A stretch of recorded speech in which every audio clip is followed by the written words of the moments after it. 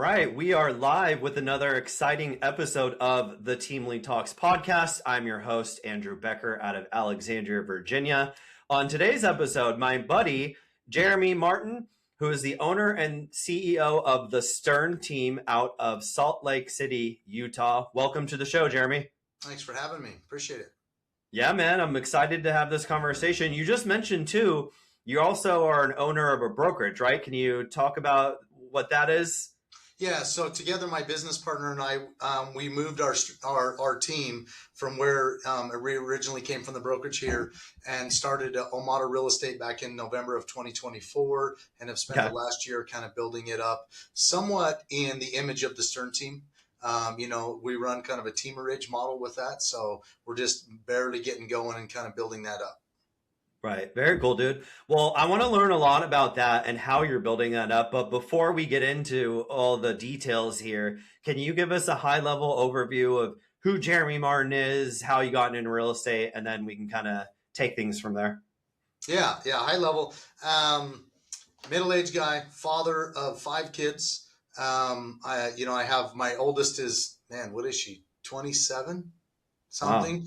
21, 18, 16, down into 13. My past life, I had actually was in the construction industry. I'd built power lines, for about 20 years. And that's what I thought I'd do the rest of my career.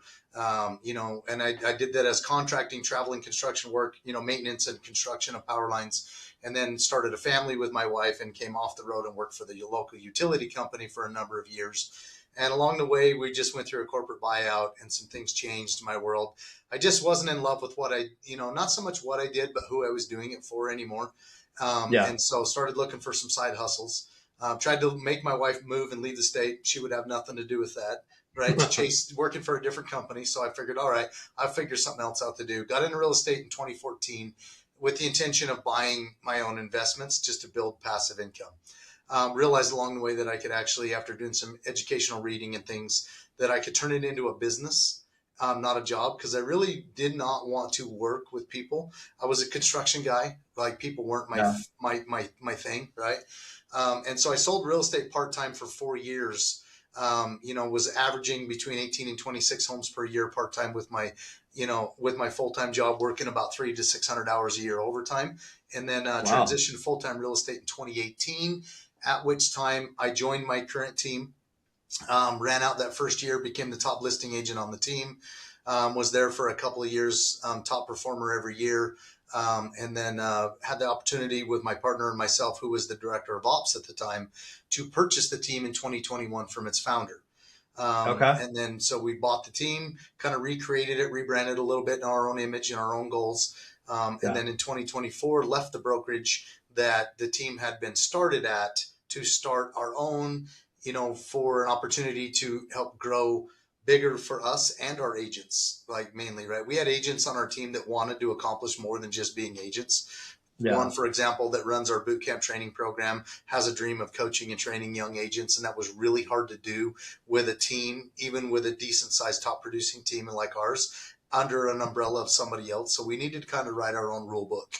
And so, we went to the drawing board and figured out what Omada would look like, and then started it in November of 2024.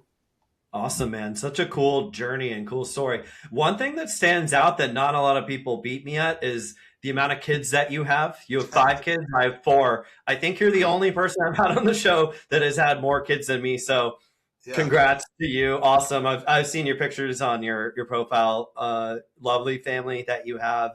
Awesome story that you have.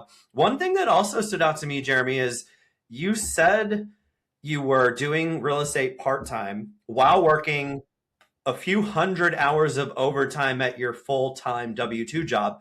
Did I hear you correctly or incorrectly when you said you did 18 to 26 deals your first year doing it part-time? My first year I did 9, and then I averaged about 18 or more. My last year part-time was 26 or 28 transactions before I took the full-time leap. So it ranged depending on the year, but my lowest year was 9 in my first year of real estate.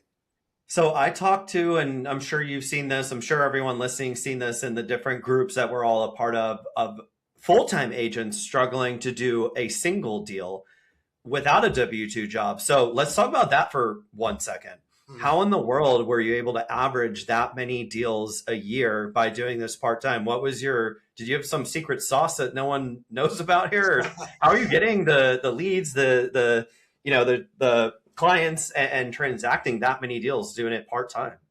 Um, I mean, honestly, just flat out, failure wasn't an option for me. So really, it just my mindset goes that I just made it I made it possible for me to be able to work from a truck. Right. So I went out, I bought a computer tablet so that I could work from, when I had downtime between that. I spent time at the time, a brand new website, Facebook page had come out called Lab Coat Agents. I'd stumbled upon that. So I Yeah. just, and understand, like, I'm construction. I know nothing about tech. Facebook Yeah. at the time when we were posting our dinner plates every night. Right. And so it was not like a business tool. Well, I stumbled on these guys and started figuring out that, just watching them, how to generate my own leads in that space. I also, Okay. I did a little bit with SOI. I had a pretty well connected family and friends network, loyal Okay. people. But they were still not, I don't know, maybe not even a third of the business. Okay. And so I just learned how to get on Facebook and make a lot of mistakes, figure out how to set up my own campaigns, how to set up my own search, run, beta test ads, carousel ads, click, campaigns, things like that. And then I spent about $600 a month and generated somewhere in the range of 90 leads, give or take. And I prospected whenever I could, as much as I could, with no scripts, no training, no coaching. I just made it up as I went. Maybe I Wow. could Google some stuff. Remember, this was all before ChatGPT too, right? So I didn't have a Yeah. cheat code. Yeah. And I just prospected. And I'd read a study one time that NAR had put out many years ago that said it was something like 82% of people will use the first realtor they meet. Right. So I just made it my mission that I was going to be the first agent that you met. So if you jumped on my website, which I got a locally, a website that was kind of easy to brand and easy to set up, because again, I'm a tech idiot, right? Um, and just put it together and just started pulling leads together, built out drip campaigns out of, my hopes and dreams more than anything, Yeah. and just got on the phone and just made phone calls, made a lot of mistakes, met a lot of people. But once I met people, I was able to really get them to write contracts. I came up through a buyer's market, so people wanted to see 500 homes before they would write an offer. Yeah. And Yeah. so I had to learn how to navigate that and make sure that I could get people to the closing table based on their goals. Right. Man, you said that you didn't have a cheat code, but I would argue with you, man, your work ethic. You were doing this with a full-time job, basically in your spare time from your car.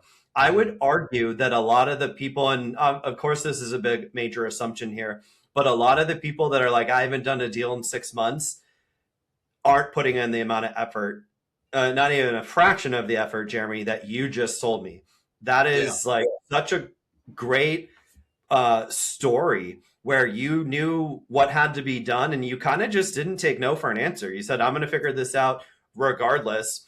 And I'm sure you worked your ass off to get Yeah. to that average of 18, 26 deals as a part-time agent. So hats off to you, man. That's awesome. I'm sure you're very proud of that. And I'm glad that I get to share that story with everyone listening on this show. This is what it's all about, right? Like putting in the effort, showing up every single day, and making things happen. So kudos to you, man. That's so cool to hear. And then kind of coming back into your world, though, you did that part time for a period of time, and then you you left your position and you started real estate full time. Talk to us about what that was like, and then I really would love to learn a little bit more about your team structure and your team model. Okay. Yeah. I mean, I was reaching the point because I was working till 11, 12 o'clock at night, 7 days a week with my kids at home. My wife really held down the fort. I couldn't have done it without her. Right. And just had to learn and grow and put in the time. I literally would show up to work in my construction clothes and change at the end of the day to my suit and tie and go out and show houses. I Yeah. drove an old Honda Civic because it was a cheap commuter car to where I had actually went out and bought a slightly nicer, car too. So I didn't look like a bum when I was showing houses. Right. Not that it's bad. It's just, it didn't work in my area. Right. Um, Mhm. and so really what it came to is I knew I was working towards the end goal of just getting out of real estate. So really it came to the point where I felt confident enough to where I knew I could win.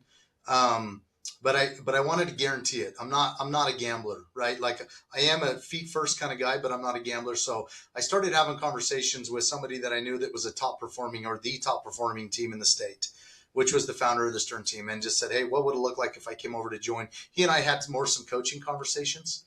And I just said, what would it look like if I came over there? And so he ended up sending me, I think I lost Jeremy. invite We're to come having and join some the technical team. difficulties So I here. literally went Let me home see to if my I can wife get that him night back. and said, it's broke. I'm texting him now. Ooh. This happens sometimes.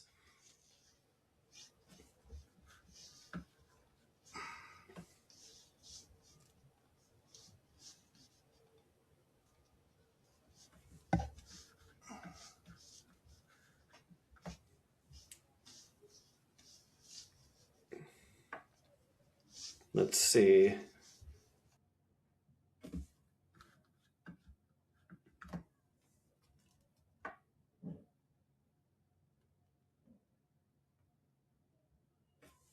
Here he is. Sorry about that. Oh, you there? Wow, that was weird. There you Sorry are. about that. Yeah, I had to do Okay. some stand-up material that I had in my back pocket, so I kept them entertained while I was waiting for you to come back on. Well, you're an entertaining guy, so that was probably pretty easy for you. So, anyway, I knew it was coming to the point where I had to make a decision because real estate was overrunning my full-time job, and understand that I had a great job, great income, great benefits, all of that. The job most people dream about, right? I was the boss. Yeah. I ran the crew, that sort of thing. But so I'd reached out to kind of a coach, somebody that I'd known, top team in Utah, and just said, what would it look like if I came and joined your team? Because even though I knew I would win, I wanted to guarantee it. I'm not a gambler, right? I'm not. Sure. I am definitely feet first, but I don't take gambles. At least bets that I know I can't win. So I reached out and said, I'm going to join your team. He said, great. Extended the invitation. I went home to my wife that night and I said, guess what? I'm leaving my job. She knew it was coming. She didn't know when. And I said, we have one of two choices. We're going to go big or we're going to go bankrupt. There's no in between. Yeah. And so that's when I took the leap, joined the team, and jumped right in feet first and just got to work selling houses. I think I sold 40 some odd transactions that year. Awesome, man.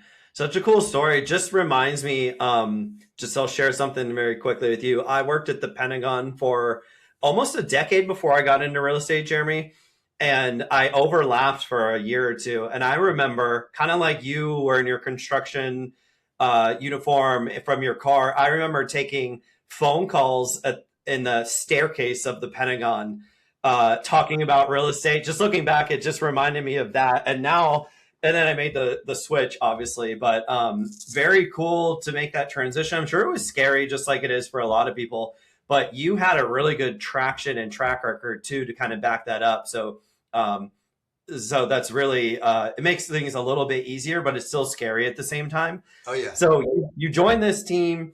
You did 40 deals your first year, and your first full-time year, I think is what you said. And then let's flash forward a little bit to your top producing agent year after year after year on the team, but then you purchased the team and rebranded, kind of like changed it a little bit. What does that look like today? Can you walk us through your team model and what it's like on the Stern team?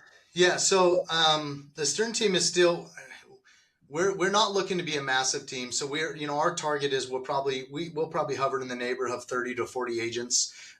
We pride ourselves on our average sides per agent versus the total number of either volume or units closed, because there are larger teams out there that close more. But what it comes down to is our agents, our averages, right now, because we have kind of a gap between our experienced agents and our brand new agents. We shut recruiting off when we made the transition. So we kind of created this void between there. And so right now we're still averaging 15 sides per agent on the team. Our top producer did 50 last year. Wow. My top producing agents are multiple six-figure earners, but the original model of the team was kind of a churn and burn, a traditional real estate team, right? Heavy splits, heavy accountability. And we maintained some of that with also making sure that we had growth opportunity for our agents. We believe in the evolution of an agent. When a new agent comes in, they're a lot of work, they're a lot of oversight, a lot of training. And so the splits graduate as the agent gets more productive and succeeds in real estate, to where they can move to what's, known as our SOI plan, where they're on the receiving end of the split, but always have access to the leads, because we also know that SOIs tend to dry up. I've known a lot of agents that have suffered the last couple of years. And so lead access is super important in our world. And we don't like seeing good, talented agents leave just because they feel like there's no opportunity on our team. And so Right. that's where the evolution comes into that. So we do what we call open enrollment every year, where an agent, once they've hit a certain production level, they can change their comp plan for the coming year should their business support it, right? Where they're at, to where they make a little bit more money. And then we'll just continue to recruit. And so what it does is it allows culture in our team to continue to be sharp and fresh with new blood, hungry blood coming in. We also want to give new agents more opportunity to join the right team to get the right start in real estate. In our area, it's like some 86% of agents never renew their first time because they got either into it, they watched too much HGTV and got into real estate for the wrong reason, or, Yeah. they got the wrong start. And so we want to kind of change that as much as we can help. And Yeah. so on our team, we want to be an elite team, but also a great opportunity for up and coming agents, because being, up and coming agents need to be surrounded by elite agents, the ones that are also have the heart of teachers and givers that want to give back to these young agents and appreciate that they also were once in that spot.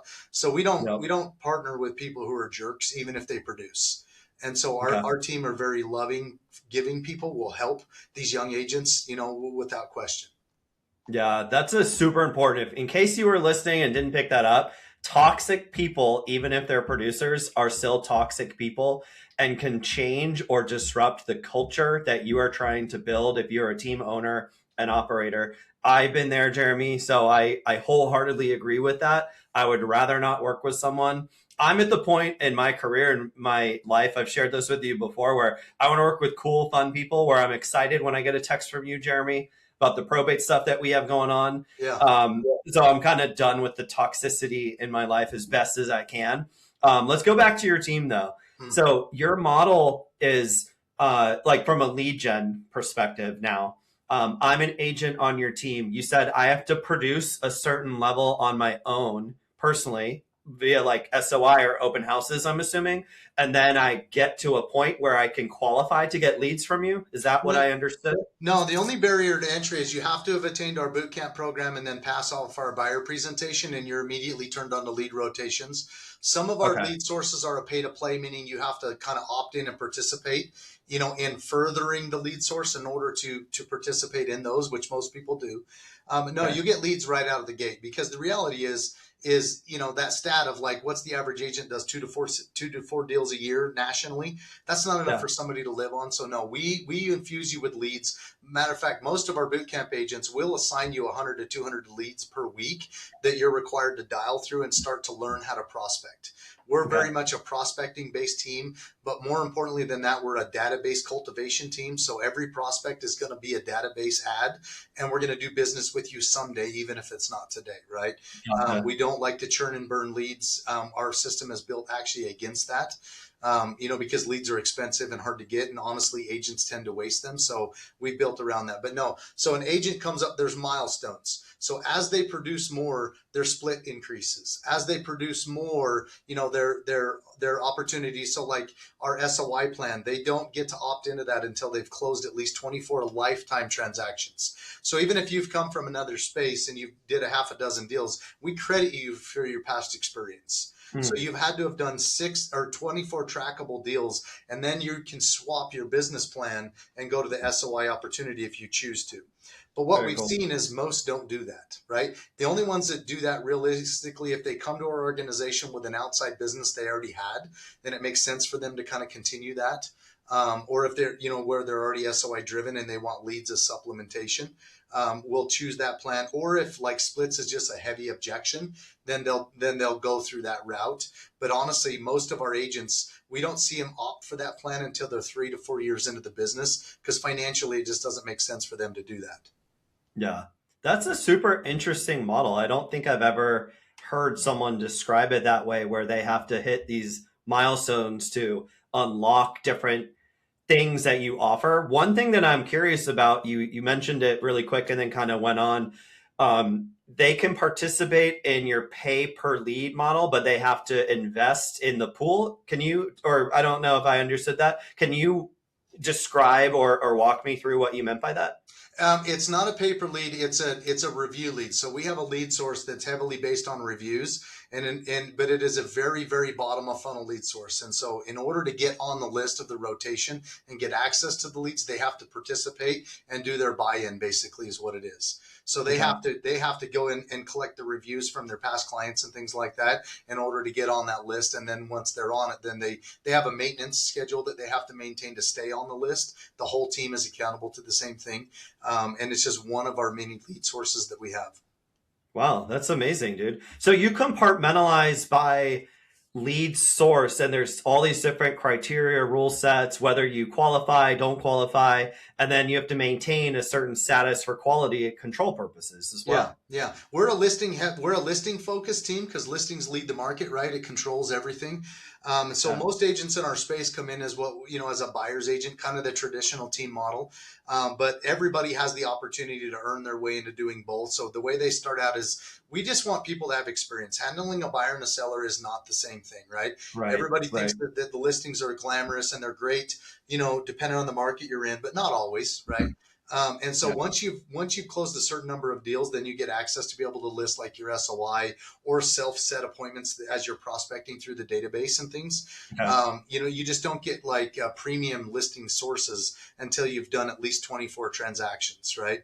And so you got to Gotcha. kind of earn your way on that, and it makes it to where agents appreciate that spot and they've earned it. They don't take it for granted. But also, if your conversions fall below a certain point on your appointment to signed ratio, then we take you off those sources. You always have the opportunity to prospect your own, right, from the database and from the system, but you don't get listing sources unless you Yeah. keep your conversions higher.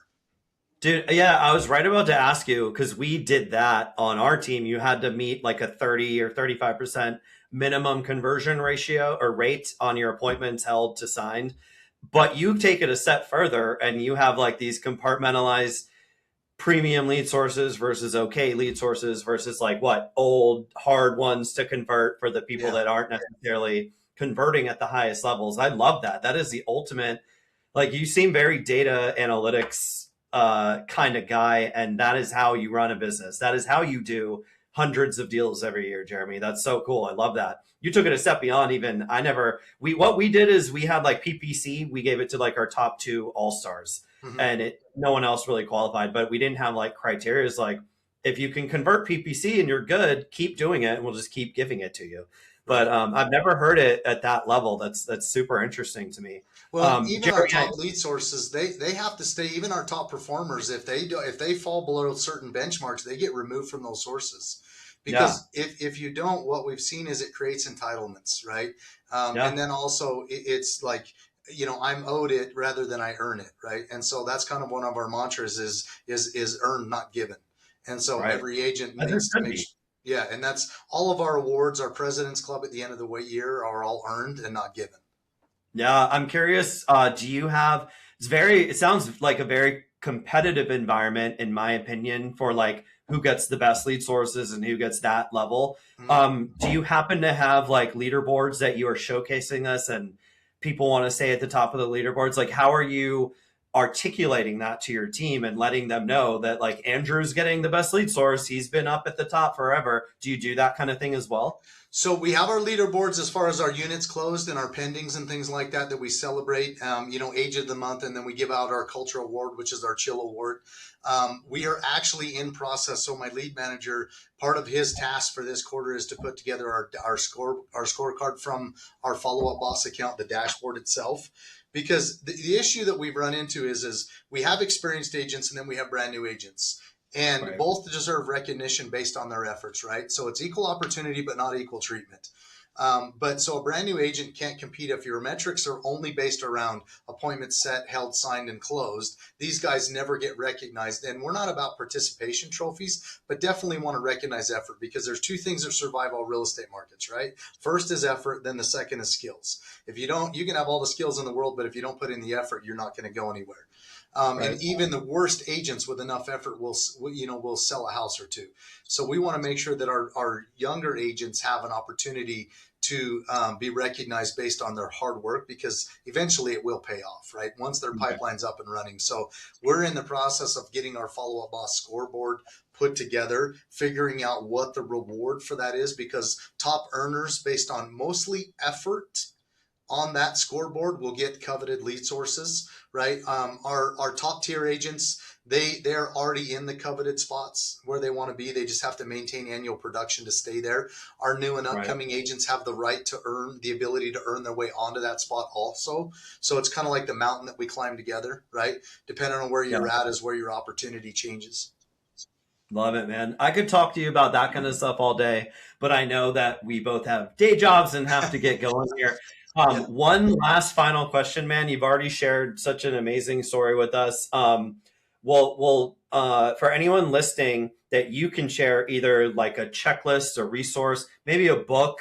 I'm a big into books. I got to fill that top shelf. So maybe, hopefully it's a book if you can share that I don't have that I can buy right now. But is there something that you can share that's led to, your level of success with our listeners right now? I mean, I probably have a couple. My two probably top favorite ones is, one is you got to have a plan, right? And so our business is built on the MREA model, which is a Gary Keller book. Phenomenal read, right? And it really, even though real estate changes, the book is never dated. It's amazing, even if you kind of adapt to it. And then the next one is probably Extreme Accountability, written by Jocko Willink, right? One of my favorite books ever. He was the Navy SEAL. Was one of the original instructors of our current SEAL Team 6 and things like that. Amazing book. And really, leadership starts from inward and accountability, right? You lead from the front as far as your actions and your accountability steps. And that book is just amazing. If there's a problem in our organization, Russell and I always do our very best to look inward first and say, what could we have done differently or better to have prevented or made this better, right? Nobody's perfect. Cool. We're not perfect. Our agents aren't perfect, but it starts with us. Okay. Well, I have both of those, so that didn't help me, Jeremy, but it's okay. And just to clarify, do you mean Extreme Ownership? Extreme Ownership, yes. Yes. Yeah. Yes. Okay, cool. Yeah, yes. Both excellent books. I remember reading The Real Estate Agent, or The Millionaire Real Estate Agent, when we first started. I actually got my start at KW, so that's a phenomenal book. But Jeremy, thank you so much for your time. If anyone listening wants to reach out and connect with you, whether it's just to talk to you about joining your team if they're in real estate, or if they're listening and they want to talk to you about getting your help and services, how can one reach you? Where can they find you? Yeah, absolutely. So my email is super easy. It's just Jeremy, Jeremy, at sternteam, STERN team.com. And then my mobile number is 801-598-9838. I answer. I'm not an agent that ignores my phone. If you call me, I will get back with you. Very cool. And if you're listening to this on YouTube, look below. It'll be in the description of the episode. So reach out to Jeremy. Thank you so much again, man, for being on. I had a blast. Appreciate you having me. That's been awesome. All right, man. Take care.